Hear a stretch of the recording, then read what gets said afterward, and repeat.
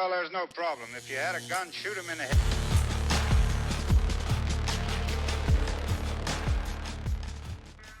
Welcome to Shoot Me Straight with Dave Fields, Eddie Gallagher. We're here with our new friend, Ryan Troester. He is spent some time in the Air Force. He's going to tell a story, but spent some time in the Air Force. He trains canines. He also shares love for Jujitsu with me and Eddie, and he's got a little bit higher belt than me and Eddie's. just a little bit. Yeah. But we haven't heard much of his story. Our producer found him for us, and he agreed to come on. And so I'm excited. I love not hearing someone's story beforehand and just being able to hear it first time. So start off with, where'd you grow up, and are you originally from Florida? Yeah, so I grew up in Central Florida. I grew up in a little place called Weeki Wachee. So Weeki Wachee Springs, that's where the mermaid attraction is down there. So I was pretty fortunate to grow up there. And then after high school, went into the Air Force, did 15 years in the Air Force, got out clean, started a dog training business on the side while we were canine in the Air Force, just transitioned out and did a little bit of overseas work in Iraq at the embassy. I was like the trainer for the canine teams there, but then kind of separated fully and then just moved into this world as far as the dog training. And then I have a team of trainers that they really cover the Emerald Coast, the Panhandle area, and then myself and my co-owner April, we do the management side of it, and then do still a little training on the side. What made you decide canines? Like, have you always had a love for dogs? No, but I'd always seen dogs in a badass capacity. So my dad, we would hunt hogs and deer up in North Florida near Perry, Florida, and so my only vision of dogs was just them running hogs. So whether it be like walker hounds or catch dogs, so I mean, those dogs are just machines, even versus working dogs, I like to say, because working dogs can be a little bougie with just the treatment that they receive. But these things are, in the back of a truck, waiting to get on a track, and ready to just kick ass and can go all day. So that was the gas tank that I saw from dogs. So I got to watch them work, and then really I was stationed up in Malmstrom Air Force Base, which sucks, at the missile. I was a fire team member. So I did an interview with TRF, which is like a tactical response force. But a buddy of mine went canine. And canine is always this thing in the military where it's like, you can see it from afar, but you're not allowed to be that close because of, just the dogs, and people aren't allowed to, like, be around it. The kennels are always somewhere, like, where your conventional people aren't allowed to go. Yeah. So it's kind of mysterious. But he came back from the school, and he was like, no, it's great. And I had a TRF interview, and I put in for canine school, and I was like, well, I'm going to go do this. So really, at first, it was a way out of the missile field. But then, yeah, just developed a real love for it. What's the missile field like? What were your job before the canines? What did that consist of? So so for me, it wasn't because you're security forces member in the Air Force, but we were on the missile side, which is like so it's like an area the size of Indiana in Montana where they have like the missile sites. So you have missile sites which kind of look insignificant. You wouldn't really notice them from the road so much, but then you have these they're called missile alert facilities, where these places where like your missileers will stay underground, and then your response members will stay in this, like, it's kind of like a house setting. So I was on fire teams, and really your job is just to patrol the missile field and look for bad guys.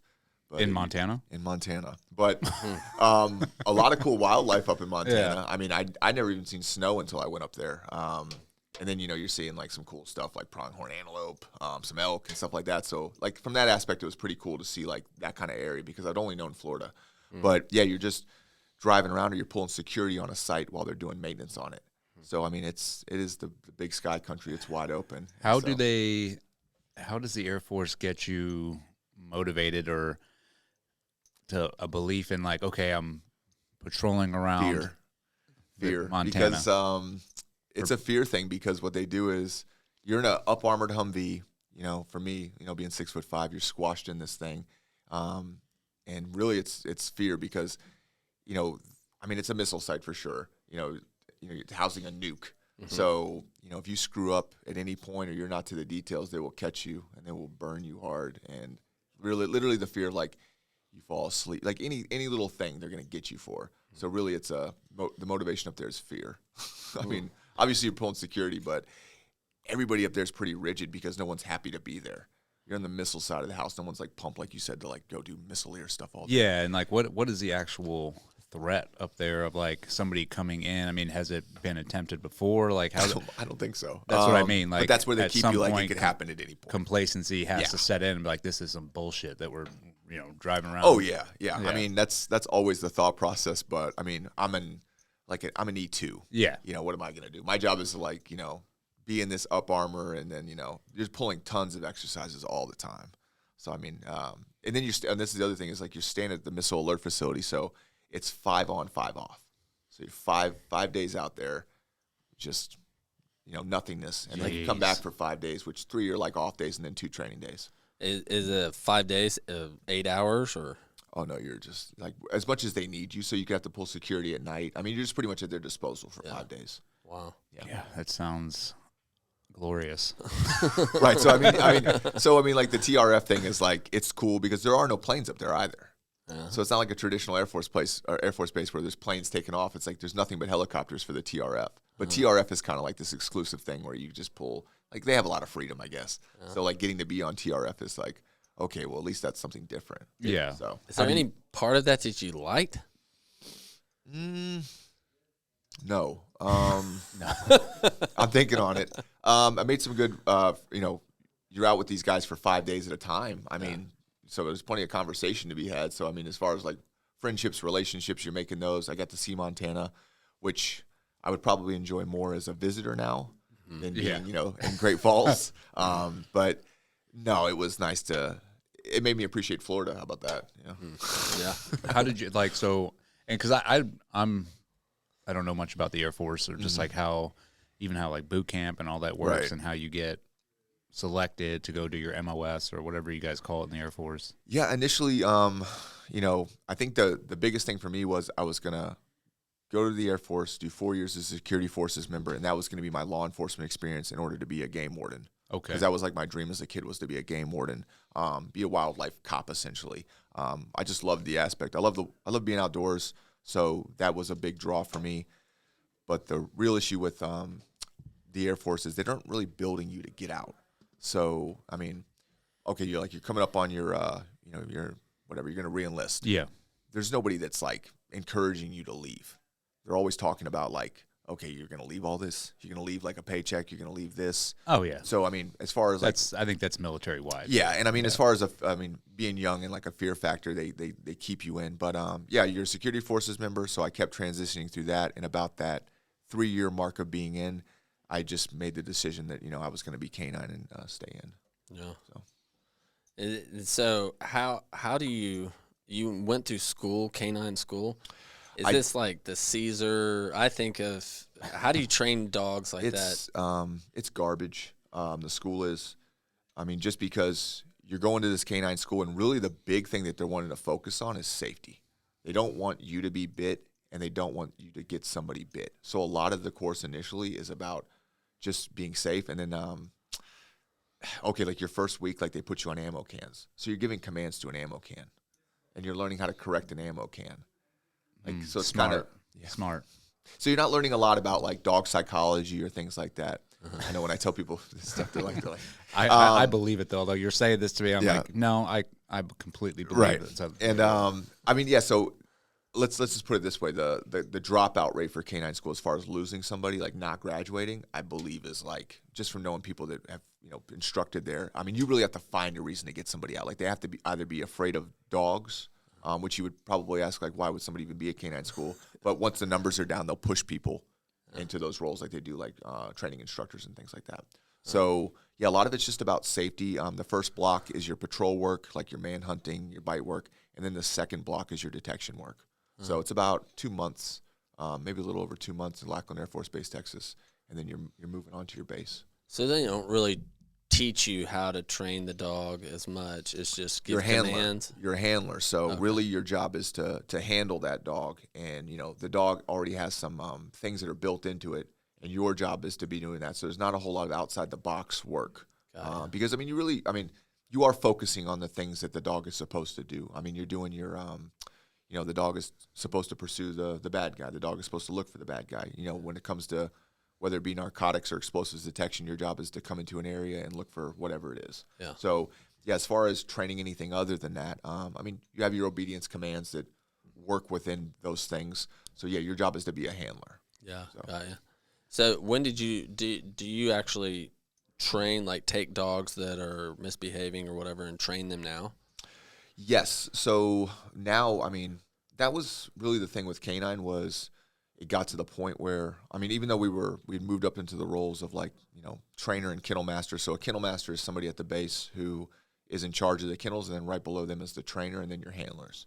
But it was still, we were doing things at Herbert Field, over there in Fort Walton Beach. And I mean, training outside the box, we made a lot of opportunities for ourselves being creative, but you're still having to ask somebody for permission. And I think that's where we got to the point where we were tired of asking someone for permission, and we wanted to go like do our own thing. Yeah. And the other thing was, in that world, in the kennels, these people are assigned to the kennels. So you're not getting to select them. You're getting whatever Lackland pushes to you. So essentially, you're a coach. I'm giving you a team, and I'm telling you, go win a championship. Yeah. And it's like, well, I don't even get a chance to pick the team or be a part of it, versus this world where we get to pick our team. Yeah. And so there's, I guess it was, we wanted that freedom. Yeah. Yeah. What breed of dog did you mainly use when you were in the Air Force?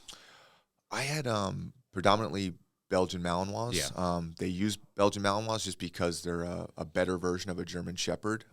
German Shepherds, I think the downfall of them is that health-wise, the breeding has not been so great, and then they're also a little too smart.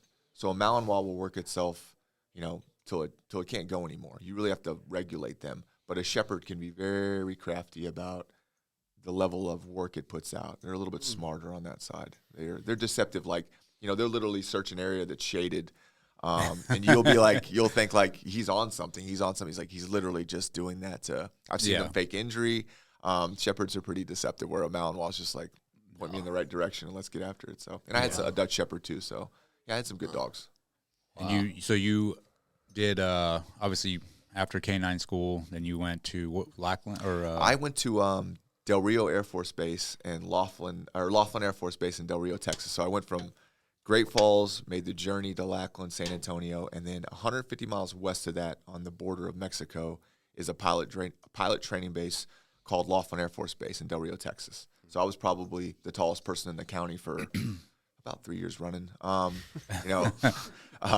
It's just it's a different world. It's a small AETC base, air education and training. So not a whole lot going on, but definitely a good base as far as the terrain to prepare you for deployment. And then when I got there, I was the only handler, and I had a trainer and a kennel master who were about 2 ranks above me. So your boy got to do everything. I got to clean. There was nothing I didn't have to do there. Yeah. Yeah. Wow. And I sucked as a handler too. So I was literally fucking terrible. I was the worst. So what was so obviously you're at that base and you're the only handler. What was your like daily duties as far as, and then what kind of work were you doing there with the dog? Initially, when you get to, you get assigned your dog. So, I'm assigned a dog. It's my first dog. I'm not at school anymore. And they're training you up to really validate. So you need to validate as far as like the things that this dog knows that you know. So you're doing the man-hunting piece, and then you're doing, more importantly probably, is the detection piece. So you're having to show that you can maintain a 95%, search capability with this dog. And then really you're just training until, you go in front of the base commander is the one that comes out and watches the certification, where, you have to succeed in order to be approved to be able to go on the road now and work. So I had failed certification twice, and then my kennel master and trainer had pulled me in the office, and they were like, "Hey, are you trying to get us fired?" And I was like, "No." And I was way more introverted back then. I was pretty shy. I was very hardly ever spoke. But I think that hurt me when they said that, because they were actually asking, they were like.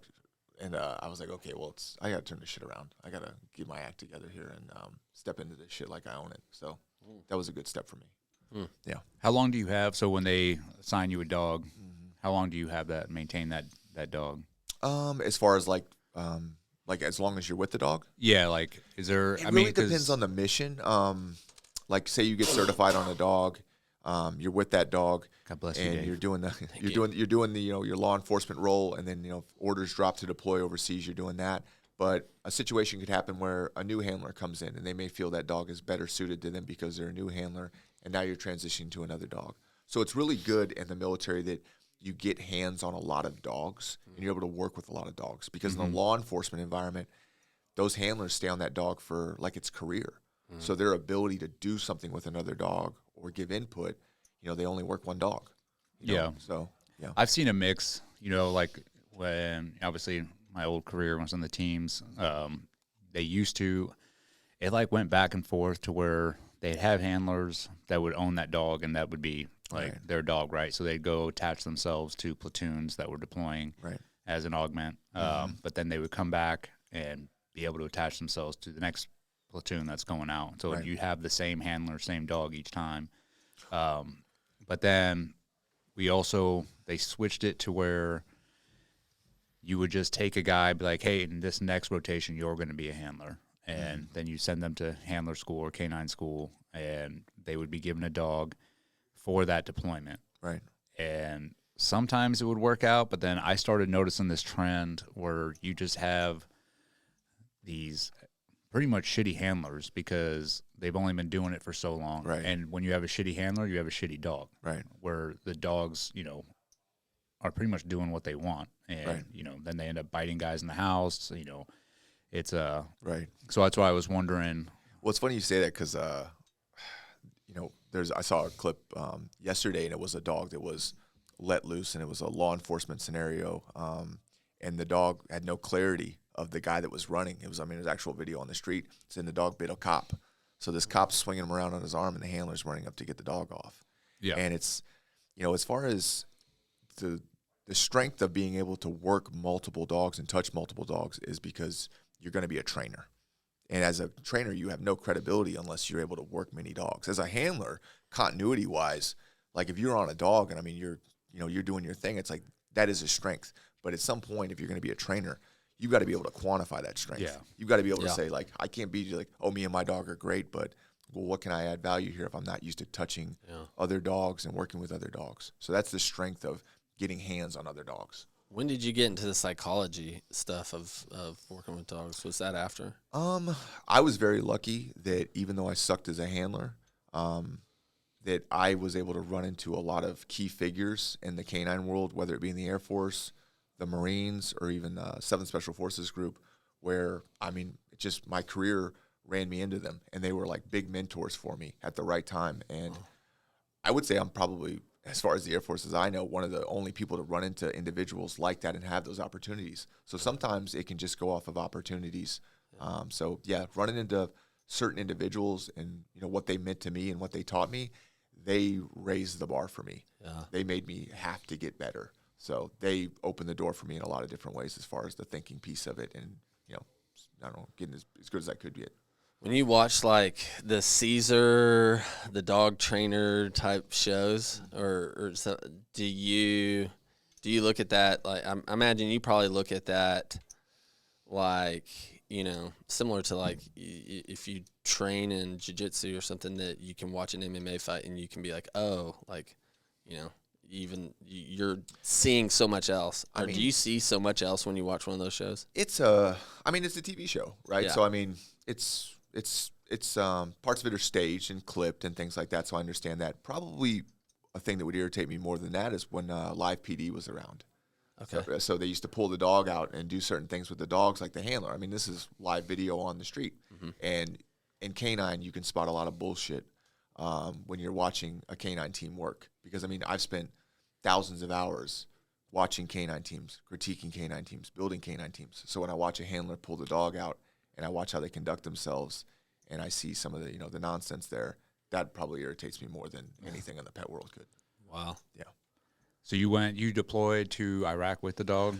I did. I had actually had a deployment to I think it was maybe Qatar or something. That was the original plan. And then I went to my regional training, which was in outside of Vegas there. It's Creech Air Force Base. So there's a bunch of canine teams. Like we're all there in the Air Force, and we're kind of doing pre-deployment training.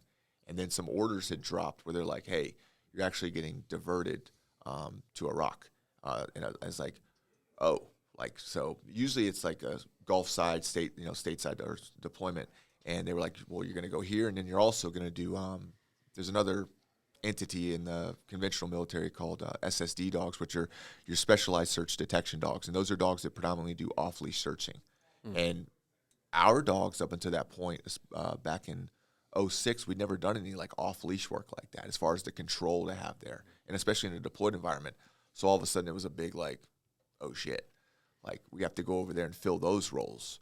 So got back to Laughlin, trained up a bit out there, and then got deployed, was able to stay in this house where the SSD handlers stayed. They're mostly Army and Marines, but we did about a month's worth of training with them to be ready for it, and then we all got kind of sent out to different bases. And then you really saw people's heart when it came to that too, because some of the Air Force guys were completely shook about the prospect of going out and doing these missions, because you're attached to the Army now. You're doing these missions, and you have to be an off-leash capability, and some of them were not up to speed for it. Like, this is not what I signed up for. Yeah, they're pussies. Yeah. You got any like real world stories, like using the dog when you were attached to these units? I mean, I went out on plenty of missions. Nothing super eventful happened as far as that. I think like the bigger thing for me was I guess he was a kennel master. He was in charge of our little. Once I got out of the house and went to my base, he was in charge of us. His name was Gunny Knight. He was an SSD handler within the Marines, and he was somebody that had been at Lackland before and did the DTS side, the dog training side. So there's definitely like an OG DTS group that pushes out those dogs where it can come from any branch. And I mean, he was a beast. So I remember I'm a pretty terrible handler, and now I'm running into him, and he's like a man's man. And so he was pretty much like, hey, you got to get your shit together. But I lived right next to him as far as like bunk to bunk, and he mentored me for the 8 months that I was there. And I mean, I came back a completely different person to Laughlin Air Force Base because I'd only known him and how he conducted himself, and he didn't take no shit from anybody. And his dog work was phenomenal. So, yeah, I came back to Laughlin, and I was a completely different animal. So. Oh, that's awesome. You feel like you can't get experience like that. I mean, to have being mentored under all these different guys, I mean, there's no school that could have taught you those things. I think it's kind of like Jiu-Jitsu, right? Like you have to have a professor. You have to have somebody that you have direct contact with who can fill the role for you. Not saying that one person can do that, but I was lucky enough to run into other people too that were able to just keep filling the gaps for me and just kept building me up to where I could do my thing. Yeah. I think you have to be an apprentice before you can ever be a subject matter expert. That's how most military schools will teach you, the basics of like, hey, this is going to be your job, whether it's canine or whatever else. But you really don't become a subject matter expert until you actually do on the job training when you're deployed or being next to other individuals that have been doing it longer, and you gain experience from them. And that's where you really get all your knowledge. The school is just like, hey, here's your qualification. Yeah. Now it's time to go learn.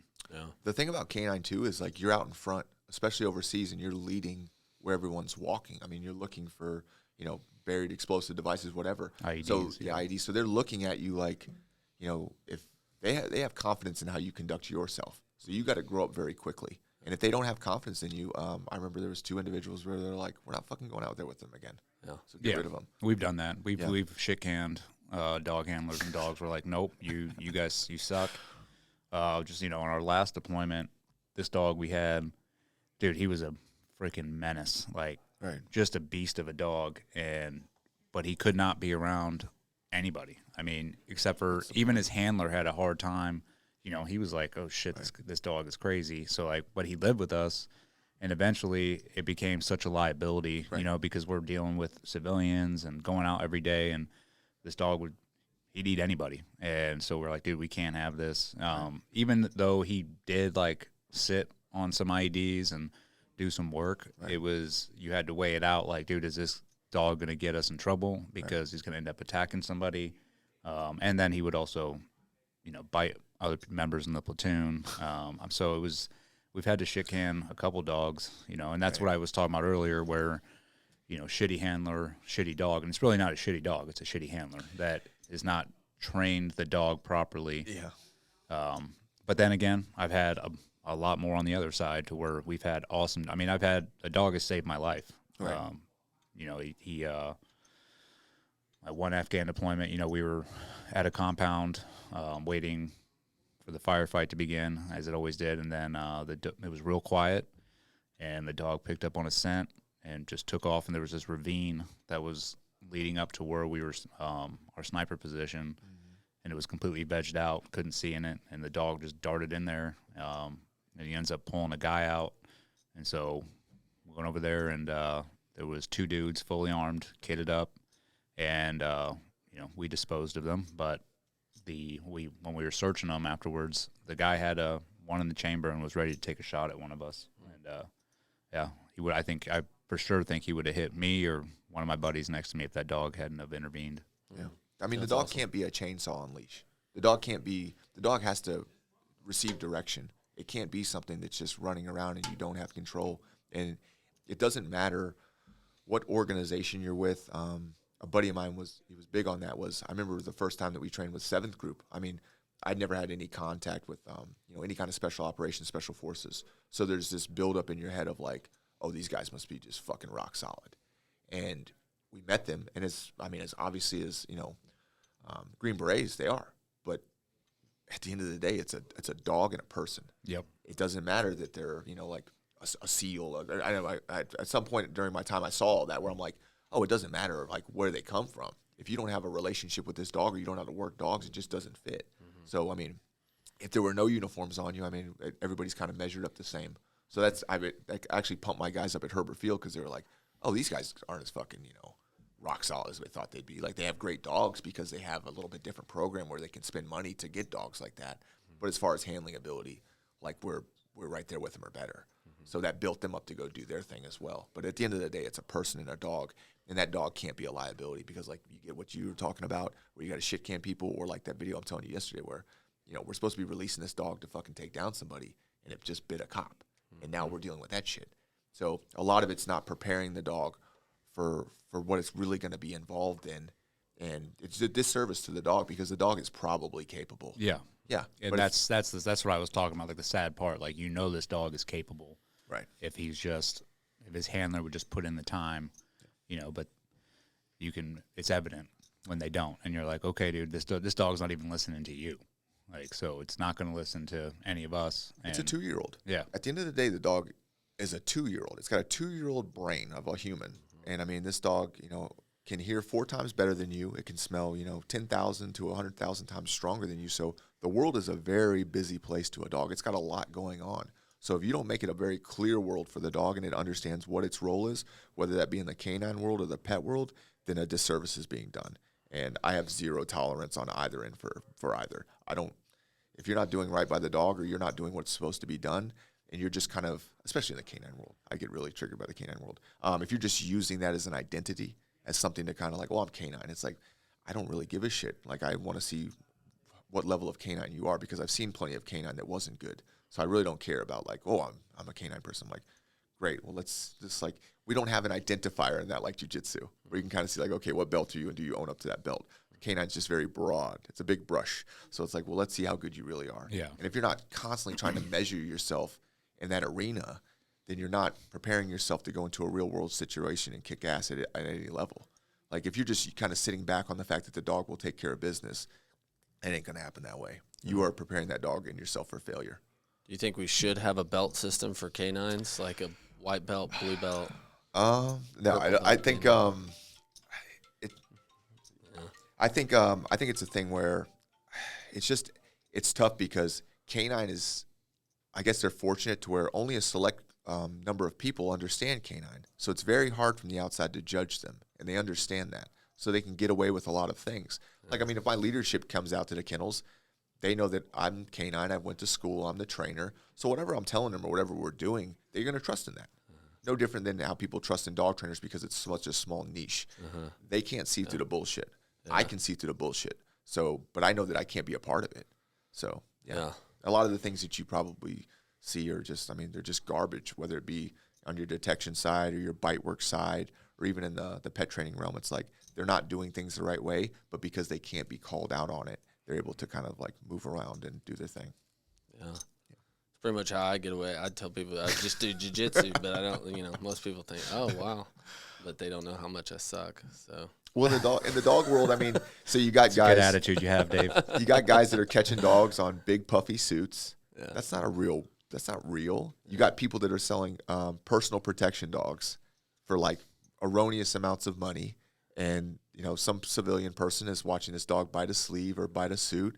And they're like, well, I'm assuming that it would do that to a person. Yeah. And that person selling that dog knows that's bullshit. But they also know that the chances of somebody engaging a Malinois or a Shepherd is a lightning strike. And they're willing to take that gamble for that money to give that dog away. Because even those dogs as a psychological deterrent, no one's bowing up on one of those dogs. Yeah, it looks obedient or just has that look, right? But they understand that, so they can, scheme people. Yeah. So it's like, I can't stand for that. I won't have anything to do with that. Yeah. The real test is if you can train Eddie's dogs. If you go into his house. No. Oh, my co-owner. We were talking, my co-owner, yeah, she's got 2 English and a Frenchie, so the bully breeds, we've got those covered too. Yeah, easy, yeah. Them Frenchies are, they do what they want. There's some dynamics going on over at his house with those dogs. Yeah. They got some family dynamics. Those dogs run the house is the problem. They pretty much, they do what they want.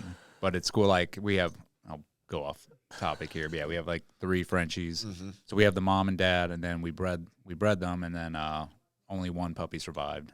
So we ended up keeping it. So we have a little family. They are a family. Yeah. A literal family, yeah. But each of them, I have 3 kids, so each of them matches the personality of my kids, and they all sleep with their kid. That's cool. So it's pretty interesting to watch.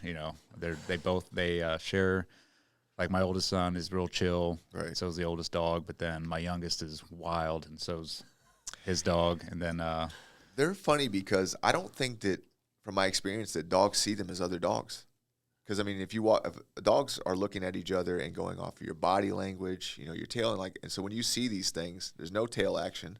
Their faces are pretty much flat. So a dog is like, well, first off, what the hell are you?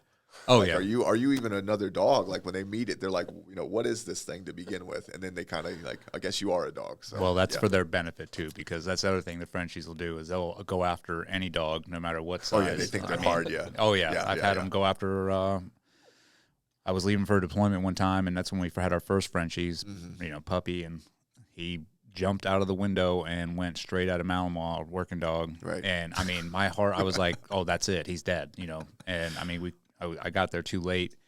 He was already, charging him, but the Malinois, thank God, just like looked at him like, what the hell is this thing? Yeah. And, didn't do anything. Right. Obviously. So yeah, it's for their own benefit that the other dogs don't look at them like as a threat. Yeah. They have that upwards stare where the dog's looking down at them like, what are, what is this thing? Yeah. They bow up. Yeah. Yeah. They can't be taken seriously though. Yeah, so have you gone in and done any private stuff where you go in and go, hey, there's a dog that needs to be trained or disciplined or whatever, or like this dog's just out of control, will you come into our house and train our dog? Or do you mostly do just like police work? Or So yeah, we're not involved with canine anymore. Okay. It's tough to get involved back with canine because, like I said, they stay kind of they don't want anybody that's going to come in there and like critique or identify deficiencies, which is what we're all about. Yeah. So yeah, that's not really the environment that they like. They like to kind of like, why do that if they can do less in their minds? Yeah. So on the pet training side, we do the one-on-one mobile training. My team does, and really when we started doing that in the military, somebody had suggested that we do it, and we really scoffed at it because I was like, we're canine. Like, what do we work with pets? Do what with pets? Because I had no concept of pet training. Yeah. So then somebody's like, well, they were prior canine, and they're like, well, I do this and I do this, and we started to figure out what was offered, and we started to realize what was offered was more of a scam to the pet owner, such as like, your board and trains where somebody's like, hey, I'll take the dog and I'll train it. You as the owner, you're not involved. It's not going to be in your environment, and I'll get everything situated and I'll give the dog back, knowing that you saw nothing done. You can't transfer a relationship, but they're going to continue to use you as far as like, yeah, I can do maintenance sessions. I can come back and work it. So as a business model, they're continuing to just siphon money. Yeah. And I don't care what anybody says. Like I told you guys, like I was one of the worst fucking handlers ever. Like everybody that wants to be taught dog training can be taught dog training. I mean, if you care about your dog, you can learn. And especially if you're a good enough teacher to put it in terms and understanding for a person. You know, you don't have to step in there and start talking dog psychology because most people are going to fucking snore. If I talk dog psychology, you guys would start snoring. You'd be like, that's cool for you, dog trainer. But for me, it's like, you know, versus me putting it in terms that you guys understand and you're like, no different than what you guys do. And I'm like, okay, I'm with it. Like, I got it. I get the concepts of it and I can do it. So that's where they do their board and train to the group classes where, you know, you get treated like a fucking kindergartner and spun around for an hour. And we saw this and we're like, well, this doesn't make any sense because our world is preparing a dog and a person to go do something and not need to fall back on a trainer. When we would deploy guys, I can't come over there and do a maintenance session. Like, I've got to empower them to do their thing. So that's where with the one-on-one training, it's like having the respect to come into someone's house, teach the dog in their environment and be like, hey, what is your lifestyle? Where does this dog fit in? And how do we make it to where the communication's there and we can put it all together? The other ones, they can't do it because they just suck as teachers. Canine did give us the ability to where teaching so many teams, so many training problems, so many scenarios. I mean, that's just business for us to step in and, okay, here's the scenario. What's the training plan? Let's work it. And then A to B, what's the goal to finish? Was it easier to train like in those military canine units than it is to the private personal come into their house and their environment? So I always say that the canine handlers are like Glenn from The Wedding Singer, and fucking pet parents are like Robbie Hart. Like, there's your dynamic. Is that the canine trainer? You remember the canine handler is like they came from canine school. Now they're canine. They think they know something. They're always males, which, I mean, males just suck as far as working with dogs to a degree because it's more like men are more inclined to do things via force. Like, let's just move ahead. Where a woman is like, hey, let's take a step back and think about this shit. They're more nurturing. They're more affectionate. So as far as pets, they get it done. Where the dudes are like, I don't need no fucking dog trainer. I can do this on my own, just like I do everything else, you know? And the dog suffers for that, right? So, but in the canine world, it's like, you know, you're having to convince these morons a lot of times, like, hey, like, you know, this is how we do things. But in the military, I can just jump in their ass, and we can break them down. No, the pet parents, they called you. They want you. They need you. They're open to the help if, you know, you can provide it. So they're a dream to work with, the pet parents. Really? Yeah. What do you think, like, the number one quality you should have when trying to train your dog? Or, I mean, I would think it's patience, but Good question. I think you initially just being open-minded. yeah. You know, if you're open-minded and that trainer has a responsibility to make it make sense. You know, a lot of trainers is, well, let's just do this because I said to do it. Well, even if I was to talk dog training with you guys, it's like, he's got to make it make sense for me to get on board. And for me and April, my co-owner, my friend, is like, our whole thing is loyalty to intelligence. If it makes sense, we're going to do it. So we're not tied to a methodology, a mentor, because that is a ceiling. We go, look, if you guys even gave me something today that you're like, hey, that makes sense and we can employ it, we're going to do it. So there's no ego or pride in that. It's more loyalty to intelligence. We're always going to take the best steps, whether it be dog training or business, to get better. We're not tied down to anything. So I would say open-mindedness is the thing in dog training. Mm-hmm. Interesting.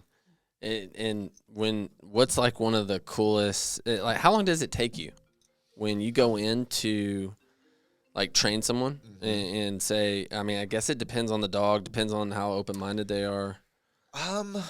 Is it usually like a couple days, or is it like a month, or? We can get somebody to be very open-minded because all the things that we say, it's concepts versus techniques. So it's my job to make it make sense, and that's all we've ever done. So I can make it make sense very quickly.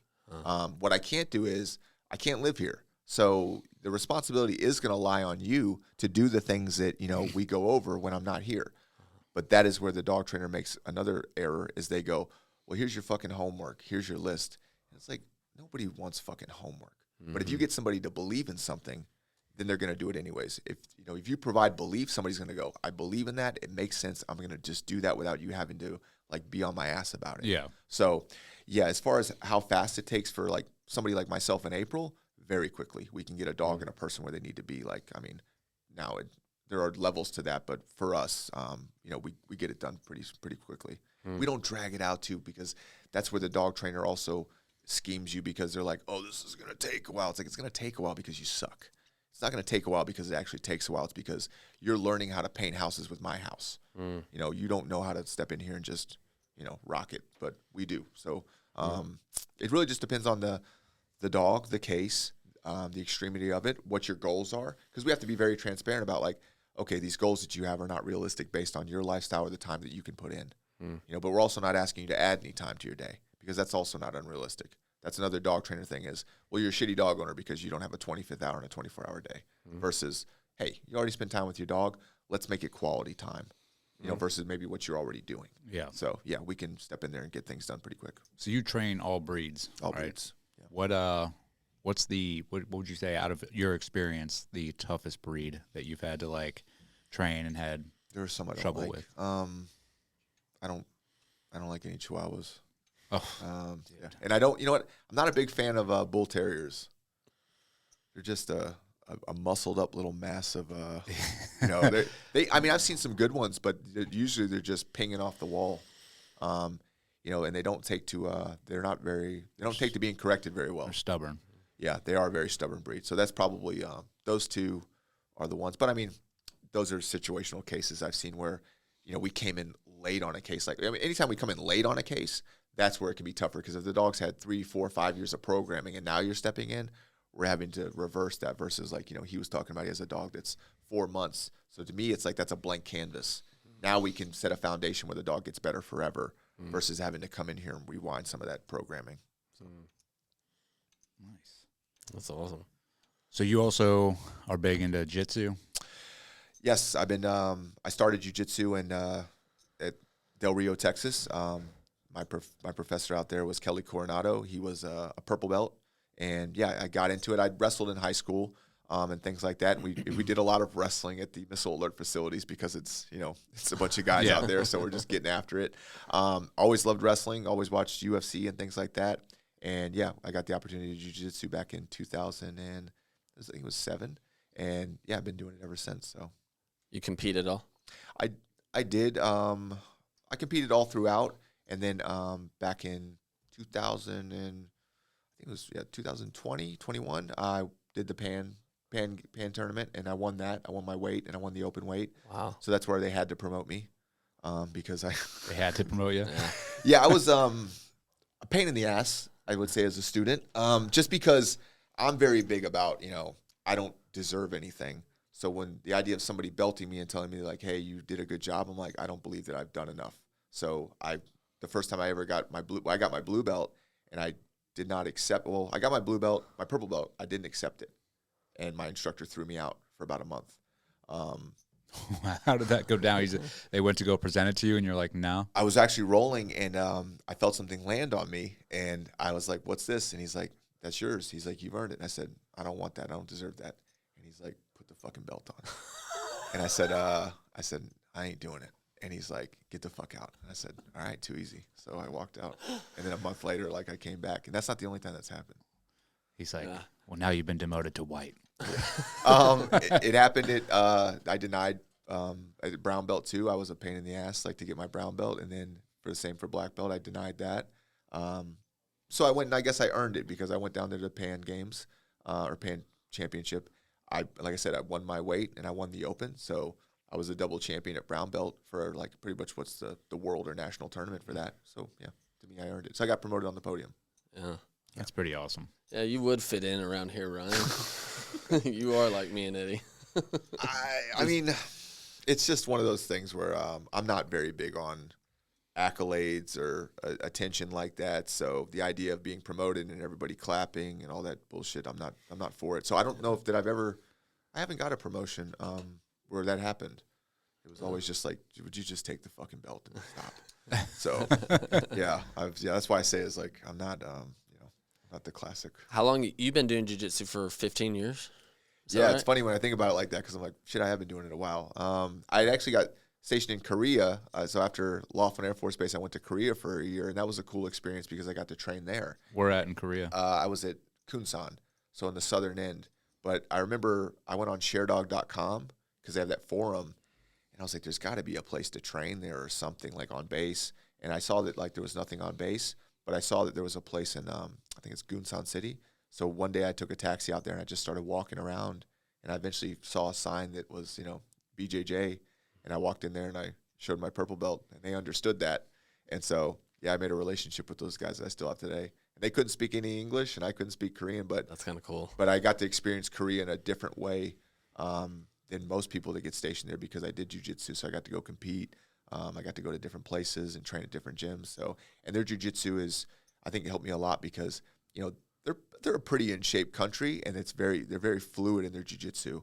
So I was more meat and potatoes before that, and they were a big help. They were super kind. That had to have been like a cool experience, especially being in Korea. Was it a lot different than like going to like a Gracie gym out here or something like that? They're just very in that culture, like when you start something, you stick with it. There is no you leave. So when I would bring guys, or they would come from the base and they would try it out, and they would kind of be like, well, I don't want to go, like, because I mean it's jiu-jitsu's work. Yeah. The guys at the gym would be like, well, they would pretty much, we would get on the same page because there was a kid that there could translate, and they would be like, well, what happened? I'd be like, he just doesn't want to come anymore. And they're just like, what does that mean?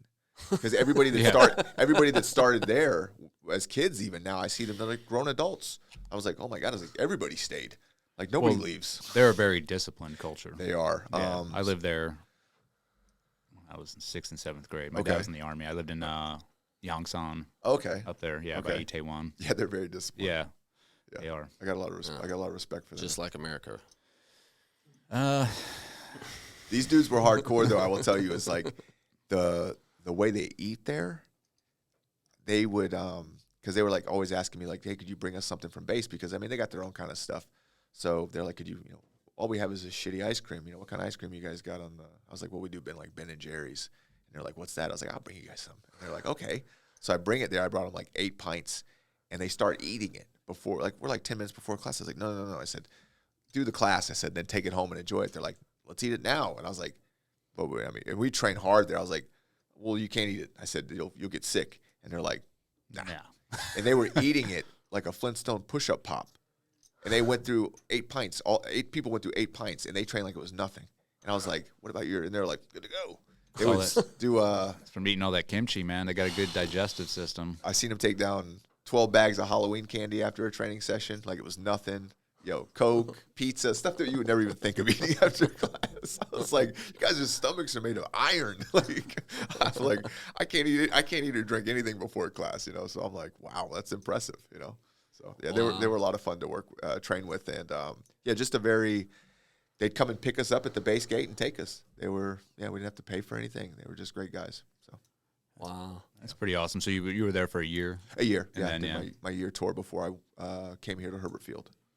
So, wow. What do you think kept you with it for the last 15 years to getting all the way to a black belt? I think a lot of people don't understand. Like a black belt in jiu-jitsu is a freaking accomplishment.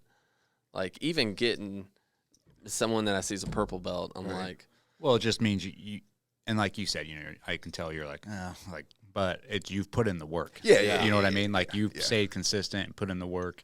I mean, I guess for everybody, it's like, well, what brought you there to begin with? And I mean, is it still? I mean, I just like getting my hands on somebody. Mm-hmm. So even when I wrestled in high school, it's like, or even before that, I was like, I just wanted to get my hands on somebody. Yeah. Like I just like that. Like I like the grappling, I like the rolling, I like getting after it. So, I mean, for me, it's like that's never stopped. It's never changed. So, I mean, I just want to put hands on somebody like that. And I mean, I don't want to sound stupid here, but okay, I just like, okay, it's you and me, and like, let's see if I can just break your will, break your spirit. And I'm a big like wrestling fan, so like Iowa Wrestling, Gable, the Brands brothers, like their mentality is just like, why would this ever stop? Why would I ever leave? So to me, there's no concept of that to me. Obviously, my body's a little bit different because I'm getting older, but still the same mentality, like go in there and get after it. So it's like, it's therapeutic. That's the way I look at it, because I've only been doing it for, I would say, a year. And, I wish, I would have started a long time ago, because it was one of those things where I was like, I like boxed, growing up and trained boxing, but then eventually I'm like, all right, dude, I can't take any more hits to the head after all the concussions and everything else. So I was like, all right, let's give jiu-jitsu a try. And I knew I even put that off for a minute, because I'm like, dude, if I start, I'm going to want to I have a feeling I'm going to become addictive, and of Right. course it is. But I go for like the therapeutic aspect of, like you said, I like get my hands on somebody and Yeah. like, let's go, you know, like let's see what you got for Right. 5 minutes, and then it's like playing chess. Right. You know, while you're doing that, you're trying to figure things out, and it really is like, you know, I can go there in the worst mood, Right. and then I leave like with a smile on my face. I'm like, dude, I feel awesome. Yeah, if you make it, I mean, to the, I think that was the thing I saw that, because what's his face? He's a celebrity, married with children.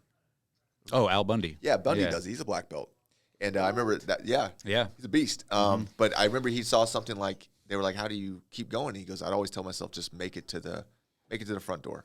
If I make it there and then I decide I don't want to go that day, I'll leave." But he's like, "I always go in, and I'll always feel better that I went." Yep. So, and I mean, people, I think obviously when you look at that environment from the outside, it can be intimidating for sure. But once you're in that environment, you're there with the best people.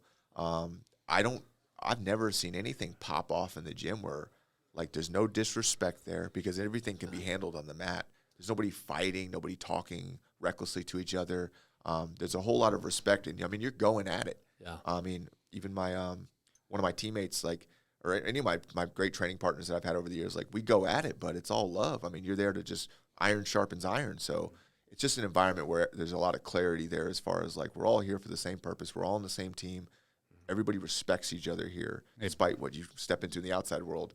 But yeah, I always feel like it's a great community to be a part of. I feel like it breeds humility. Yeah. Because you can go there and have the best day, and be like, oh, dude, I'm doing awesome. And then the next day you go and you're like, fuck, I just got choked out like 7 times. But you're like, hey, I'm not Right. where I thought I was yesterday. And I like that fact of each day you go, you're like, all right, we'll see where I'm at. And it humbles you. You leave and you're like, dude, all right, I just got choked out by this, 130-pound dude that his skills are way above mine. And, I might be stronger than him, but he is far, leaps and bounds ahead of me. To me, I'm like, that's like the most important thing is just the humility it brings, and it sort of cracks that. If you come in there with an ego, it's like it will get broken. And the thing with like you talk about with that is like, and what could be bad about that? I even say it with the dog training is because, I always talk about like, the only guarantee in dog training is there is no guarantee. So you don't have to worry about being perfect. Like, so in jiu-jitsu, it's like, okay, you're going to get tapped. You're going to, there's going to be good days and bad days. It's like, but did anybody expect you to just beat everybody? Were you never supposed to tap? Were you always supposed to just come in here and kick ass? So it's like, there's no pressure like that on anybody. So it's like, go have a good time. Nobody's perfect. Nobody expects anybody to be perfect. So let's just, even when you go compete, it's like you go there and you compete because those people that you're competing against are showing you something about your game that the people in your gym can't. Yeah. So to me, they're great training partners for you too. 100%. Like they opened a door or a line of sight for you that you only can roll with so many people in your gym, and they know your game, right? So everybody gets kind of like they know each other and what they do. So it's not the best representation of where you're at. You go to compete and you go, that guy that maybe just beat me, he showed me a flaw or something that the people in my gym couldn't. So I got nothing but respect for that. Yeah. So, Yeah. Well, I've only competed once, and I mean, I did see that when I was looking you guys up. Yeah, I did. I decided to post that because I'm like, hey, if I'm gonna post stuff on social media, I'm gonna post the good and the bad. Yeah. Right. Like I'm gonna post exactly how it is. But I think I saw it as, and was supposed to compete this next month, but they just canceled it. But I'm gonna continue. Right. Because I see it as like it's less about even the other just a measurement of yourself and growth and seeing, hey, what holes, like you said, what holes in my game, and which me, I'm like, do I have anything that's not a hole and patched up? I'm like, I mean, yeah, I mean, it's, and that's the thing is like, you can only be disappointed if you put some expectation on yourself that's just, it's not fair to yourself. And then as far as your coaching too, it's like, it's not fair to put these expectations where it's like, I mean, what was the expectation? Like you go in there and you win your weight all submissions and then your open weight all submissions. And it's like, and then what would you do if you did that? Yeah. And it's like the only things that I remember are my losses. I don't remember all the wins. I remember like the moments that hurt. Those are the moments that stay with me and piss me off and keep me going. I'm never going to forget I lost my first wrestling match in 8 fucking seconds. It's never going to go away. Yeah. I don't remember hardly any of the victories, but I remember like those key moments where it was like, okay, that fucking sucked. I needed that. Let's push forward. So the losses are way more beneficial. Yeah. And it's, it's my son just took up wrestling last year, so he's been doing it, and now he's starting again this year. And it's the same concept. He got his ass kicked all last year. Yeah. And it was like, as a dad watching him, you watch your son go out there, give it his all, Right. lose. And, it's crippling to these kids. They get up and they're just like crying and like pissed. And, I remember my wife was like, I thought this was wrestling. Why is there so much crying in here? Hurts. And I told her, I was like, because they have no one else to blame but themselves. It's not a team sport. It's like they can't come off that mat and be like, well, I would have won if it wasn't for this person. I'm like, it's all on them. But I was like, the thing is, I told my son all last year, because he would be frustrated, come off the mat, and he'd have like another match in half hour. And I'm like, hey, you didn't lose. You're not losing. Right. You're learning. Right. I was like, but if you don't get back on that mat, then you lost. Right. And that's the difference. I'm like, you keep putting in the work, and then eventually, I think it was his last match of the season, he placed second. Yeah. And just looking at his face, like, it was awesome. Yeah, it's lonely out there. You walk out on that mat, and you haven't done it a whole lot. You're like, here we go, because you're shaking hands with somebody that wants to get after it. Like, I don't know about you guys, but as far as like the noise that's coming, like, you're just like, here we go. I think the more you compete, you definitely settle. I know for me, I don't get nervous anymore. It's just like, I look at it like, if this guy came in on an open mat night, or not open mat night, but like a Wednesday night class, it would be some guy that would come in and I would beat his ass. So I'm going to do that here. It doesn't matter what's around us. Yeah. And if he beats me, then I'm thankful for him because he is the better man. But either way, I'm going to be good with it, Yeah. And that mindset comes with experience, Yeah, obviously. absolutely. Like, you've competed multiple times, so eventually, and it's just like anything else,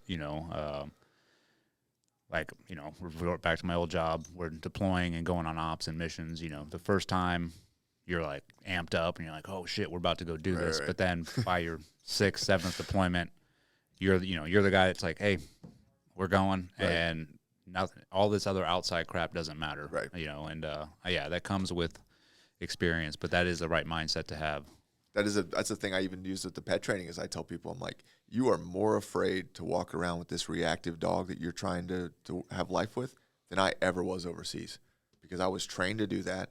I knew that was my job. So you were more scared in your environment, in the neighborhood over here in Baytown Wharf, than I was in Iraq. And I was like, and there's nothing wrong with that, but know that I respect that and I empathize with that. And my job is to bring you up. Yeah. But it's just because it's an experience thing. So it's like, go out there and get all the experience you can, because you can't go back. You can't go get it back. So go accumulate as much as you can. Yeah. Yeah. Where can people find if they want to find you, or if they want to get their dog trained? We're TotalDog850.com. That's us.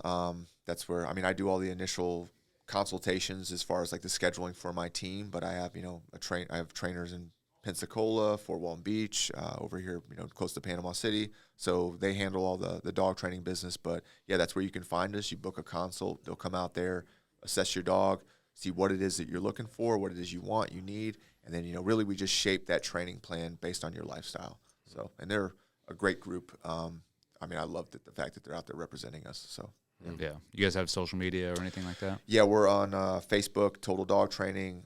On IG, it's Total Dog _training. And then, that's our social media outlets right there. Awesome. Yeah, we'll get those from you and put those out once this episode comes out, for sure. Yeah, for sure. And then what could you come and train all my kids? I have 4 crazy feral kids. Come into our environment and train them. My son, it was funny because when he was younger, I remember the military is just a different environment for me to work with handlers, because I would get in some handlers' fucking asses. And I would just bow up, make them cry, whatever I do, because it's a very important job. Like, I need them, if they're going to go look for explosives and they're in charge of that environment, like, I need them hard. Yeah. Like, so that environment, as far as shaping them, is much different. Like, people in that environment don't even recognize me now, because they're like, I just remember you just fucking being a terror. And now you're out there working with pet parents, and I'm like, oh, yeah, right. But it's like, I remember with my son, he had done something when I think he was like 3. And I remember I yelled at him, I used my voice. And I remember that would make like handlers, whatever. And I remember he just looked up at me like this, like, fuck that face. And I looked at him and I was like, huh, Like that was as big as I could throw that. And you're 3, and you're looking at me like, fuck that. So that's when I was like, all right, let me use some of the dog training here. And I started to use some of the things that we use in that environment. I mean, and he's awesome. He's great. Does it help? Oh my gosh, yes. Yeah. I just started, I mean, the same way you would, and you know, it's funny because people get like, he's not a fucking dog. I'm like, he's not a dog, but it's the same concepts of like socializing. So like, or socialization where I'm like, environment where I'm like, well, I want him to be well-behaved. I want him to grow up and be well-behaved. So I'm like, I'm going to take him to all these places, like, you know, because I'm a big foodie. So he really would go anywhere with me. And he would learn how to conduct himself in those environments. Mm-hmm. And, you know, I use the dog training a lot to kind of shape his behavior. And even with the rewarding, like how to, you know, I don't want to say manipulate, but in dog training, there's a lot of manipulation. So manipulating, you know, rewards and how to earn rewards. And I do the same thing with him. And it's just more beneficial that way. A lot of people don't understand how we, you know, get these dogs to do these things and, you know, the tactics, the techniques that we use. And when you learn them, you're like, well, shit, that makes a lot of sense. And I've been kind of going way the other direction, which is why I'm not getting what I want. Yeah. It has to translate over into parenting somewhat, at least a little bit. It does. You know? Yeah, 100%. Maybe we do a whole other episode on that. You know? We'll bring your kids in here and play fetch with them, Dave. Yeah.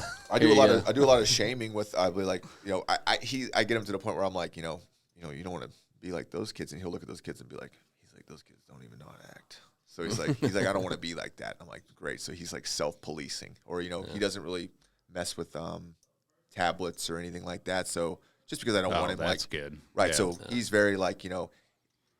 He saw a kid that was kind of like what he called addicted to it, and he's like, I don't know if we're going to be around that. So it kind of freaked him out. He's like, you know, you start staring at one of those too long, you're gonna. So yeah, as far as just opening up different doors for him to understand, like, hey, these are things that you may want to be involved in, and these are things you don't. And just having good conversations with him. Yeah. Yeah, I think. Well, what you said the first time, like taking him out and going out to eat with you, like just being around other adults. Yeah. I mean, my kids are very.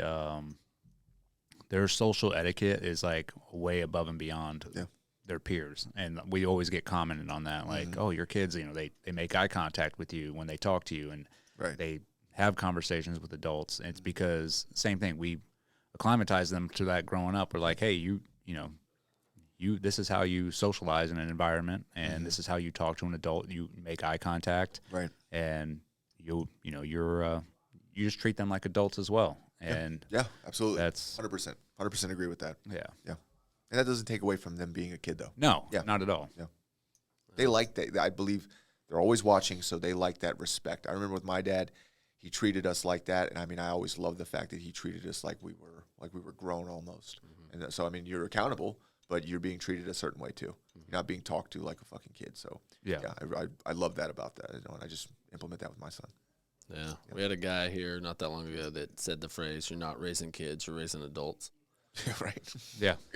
You know, and I mean, it sounds simple, but it's something that stuck with me. I mean, tons of just thinking of, because all my kids are really little, and it's just thinking of, oh wait, no, my goal, my objective is to train them into adulthood, to be responsible for themselves. Gotcha. So yeah, I mean, same with dogs. The way I look at it, when a dog is younger, it's like, look, we want this dog to get better over its lifetime, so why not step in and cut through the bullshit and, you know, the puppy training. It's like, no, we want this dog to understand how to behave in this world now so they can get better and better, because it's a busy fucking world for dogs.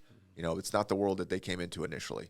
So the way that we shape that, it's like, let's prepare this dog to be the dog we want to be, not set them up for failure. Let's set them up for success. So if we do that in all arenas, the dog, you know, is just mentally stable, you know, comfortable, and can really be with you in any setting. Oh, yeah. I love that. Yeah. Awesome. Well, thank you so much for coming out here, man. Yeah, I know it's last minute. Easy. No, I love you. And you just jumped right in. Really appreciate it. Shout out to Randy. Yeah. Shout out to Randy. Dandy Randy. Yeah. No, man, seriously, it was awesome having you on, man. Great conversation. No, I super appreciate it. I appreciate what you guys are doing, and just very grateful I was allowed to be here. Yeah. Awesome. Awesome. Out. Dude.